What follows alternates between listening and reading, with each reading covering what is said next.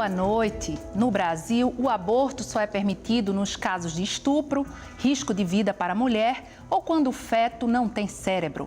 Mas um pedido ao Supremo de arguição de descumprimento de preceito fundamental, feito pelo PSOL e o Instituto de Bioética, trouxe o tema mais uma vez à tona.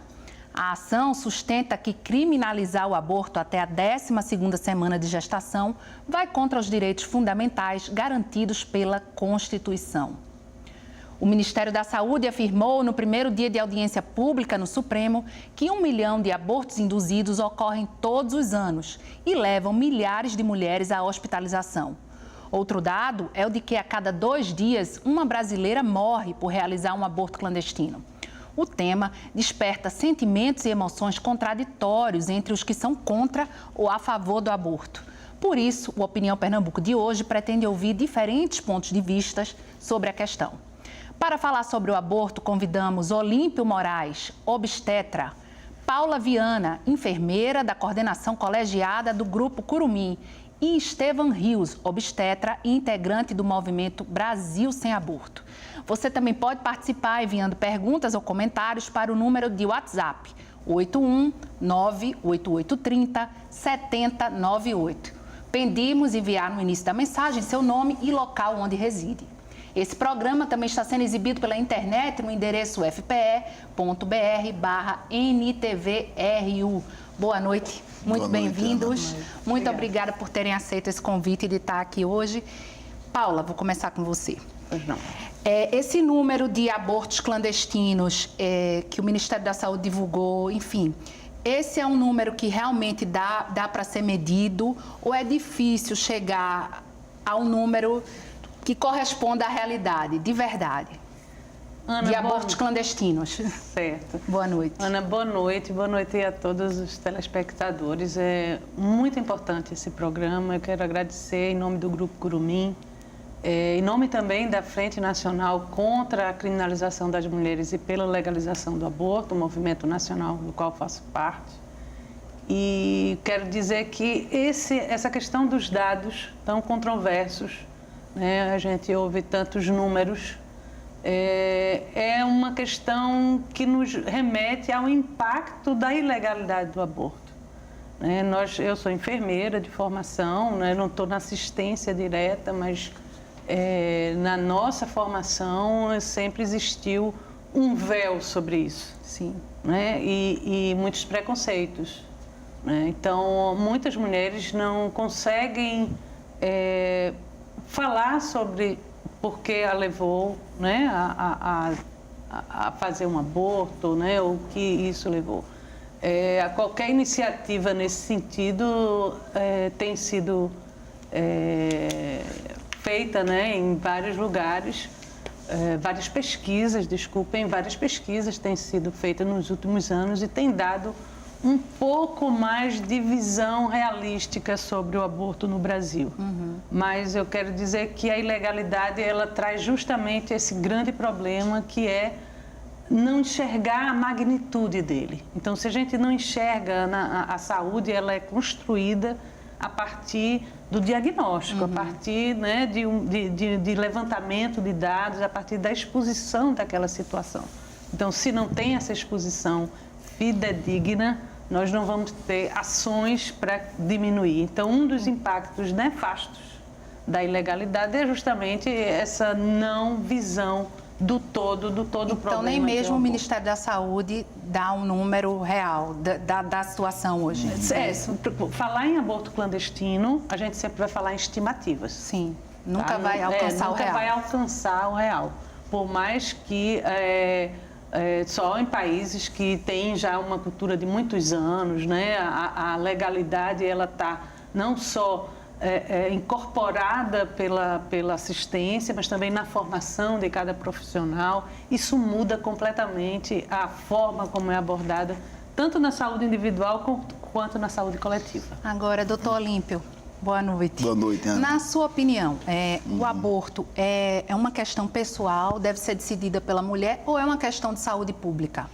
As duas coisas, né? Deve ser decidido pela mulher e uma questão de saúde pública. É assim que todos os países que fazem seus planos de saúde, suas políticas de saúde baseadas em evidência científica, não é?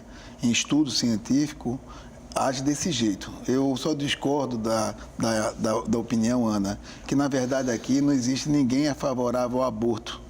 Na verdade, todos nós somos contra o aborto. A discussão que deve ser conduzida, qual é a forma mais efetiva para a gente enfrentar o problema, diminuindo o número de aborto e diminuindo a consequência da ilegalidade, que são as mortes das mulheres.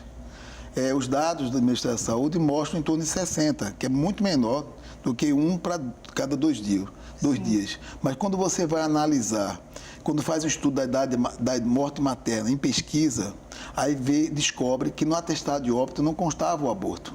Ela morreu por uma infecção, que muitas vezes aquela infecção foi devido a um aborto. Muitas vezes só descobre na pesquisa quando entrevista a família, porque aquilo foi escondido. A ilegalidade do aborto evita o ato médico, porque o ato médico necessita de confidencialidade, de confiança. Como o aborto é criminalizado, existe um estigma social muito grande, a mulher tem medo do médico. Ela nega a informação. E aí não fala, né? Ela não fala porque tem medo de ser julgada, tem medo de ser condenada ou sendo impulsionada a aceitar aquela gravidez, sendo obrigada a levar a gravidez. A gente sabe que no Brasil, 30% das mulheres que engravidam não desejam sua gravidez. Mas como ela tem medo de revelar isso, quando ela provoca o aborto, ela chega com febre e vai contar uma história dizendo que foi um susto, ou então que está com dor na urina, sem verdade, ou que tomou veneno. Sem a verdade, sem relação de confiança, isso induz ao erro. O médico diagnostica errado, passa um tratamento errado, ela volta para casa e alguns dias ela volta morrendo ou com a consequência grave de uma infecção generalizada, precisando algumas vezes, que está tornando cada vez mais raro, mas ainda existe de sequelas graves. Doutor Estevam, boa noite. Boa noite, Ana. Queria saber sua opinião.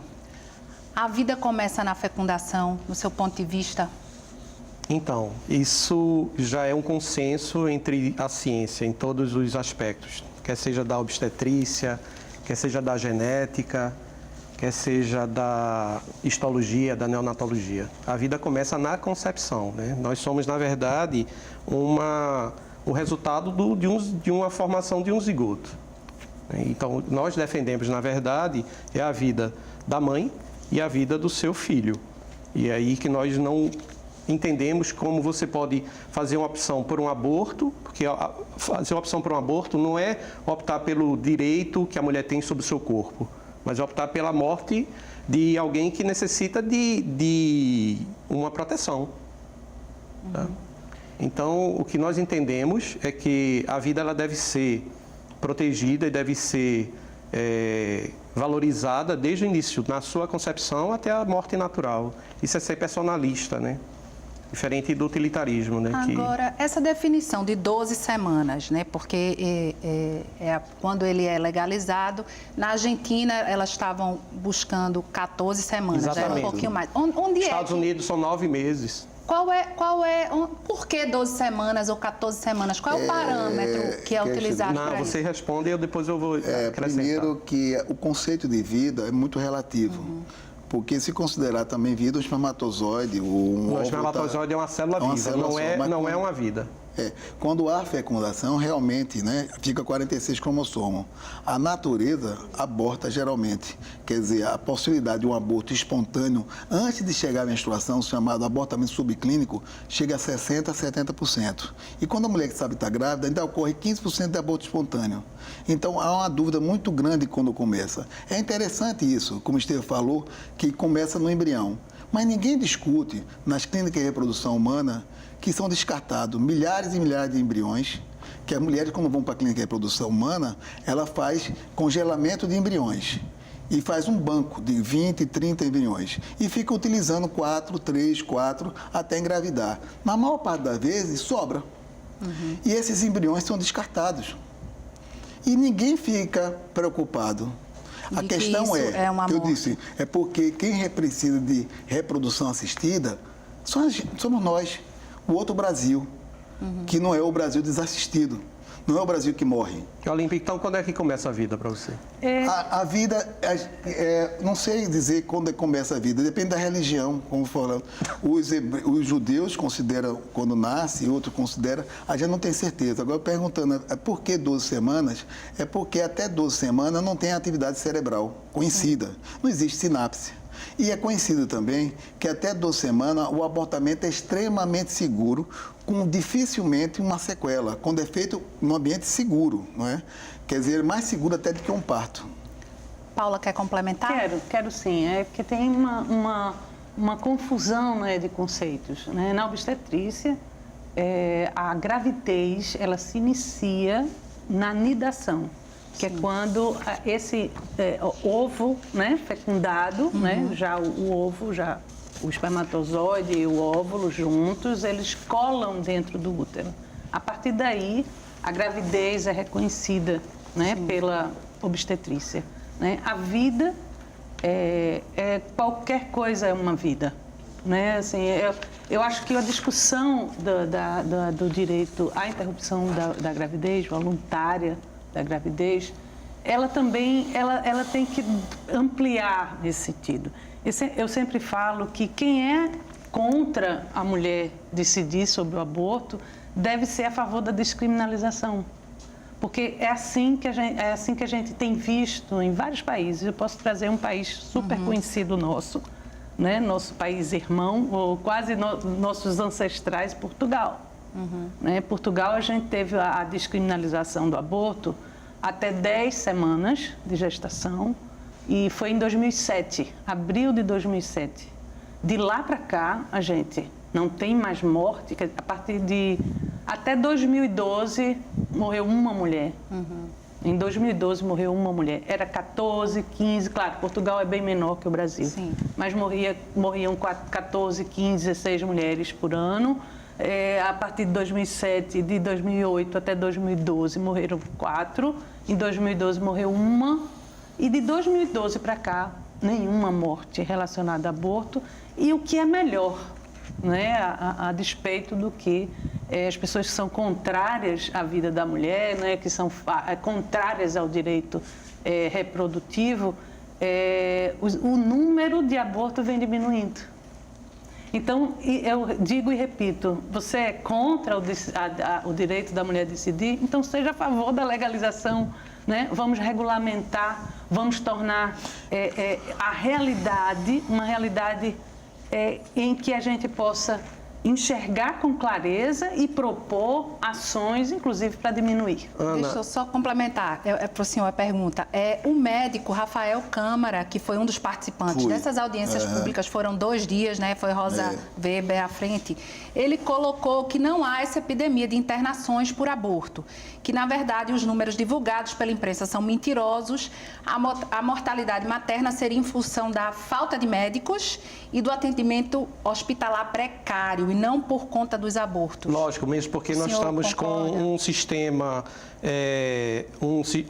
hospitalar já totalmente deficiente, né, onde a demanda é muito maior do que a oferta, em termos de leitos. Isso vai piorar, obviamente, se houver a descriminalização desse aborto. Mas eu quero voltar à questão do porquê, né, fazer um aborto até 12 semanas, e é uma coisa muito simples, tá? A gente tem aqui um fetinho, isso aqui é um protótipo de um bebê de 10 semanas, tá? Isso aqui seriam 10 semanas. Desse jogo, né, gente? Até 12 semanas, a gente só encontra cartilagem. Se a gente só tem cartilagem, o que é que eles fazem? Entra-se com isso daqui, que é uma cânula de aspiração, que vai entrar na cavidade uterina e vai aspirar. E aí o que vai entrar é cartilagem. Então, eles estão procurando fazer até 12 semanas, porque ficaria um procedimento mais simples para a mãe, com menos dor, menos investimento hospitalar, certo? Mas a vida é a mesma. Você matar um ser com 12 semanas não vai fazer nenhuma diferença se for matar com 20. Tá? Você já viu um recém-nascido de um gato? Pega um gatinho, né? Eu não estou nem sugerindo isso porque eu tenho, inclusive na minha casa, 6 gatos que são resgatados da rua, tá? Mas imagine um gatinho, se você pegasse um gatinho e puxasse os membros dele, você iria ver a dor que ele vai expressar diante de um ato como esse. Inclusive tem um filme... Um minutinho. Tá. Pode continuar, desculpa, eu só estou lhe avisando. Tá, tudo bem. Então, existe um filme de Dr. Bernard Nathanson, né, que é O Grito Silencioso, que inclusive as pessoas podem acessar na internet, que é exatamente de um médico americano, né, que na década de 70... ele fazia muitos abortos, fez mais de 1000 abortos. Ele era um dos responsáveis pela clínica de reprodução e sexual de Nova York. E depois que quando veio o advento do ultrassom, ele conseguiu ver a reação, tá, desses bebês, de um bebê, quando ele era sugado por uma sonda. Sim. E aí vinha o membro e ele gritava. E esse foi o grito silencioso, que só ele percebia, certo? Porque não era externado. Então, isso daí é que a gente está combatendo mesmo, certo? É a dor, né, do procedimento para esses bebês. Claro. Tá? E respeitando eu vou ter que pedir um intervalo. Passo a palavra para o senhor no próximo bloco. Combinado? Vamos para um curto intervalo, hoje com debate sobre aborto. Voltamos já.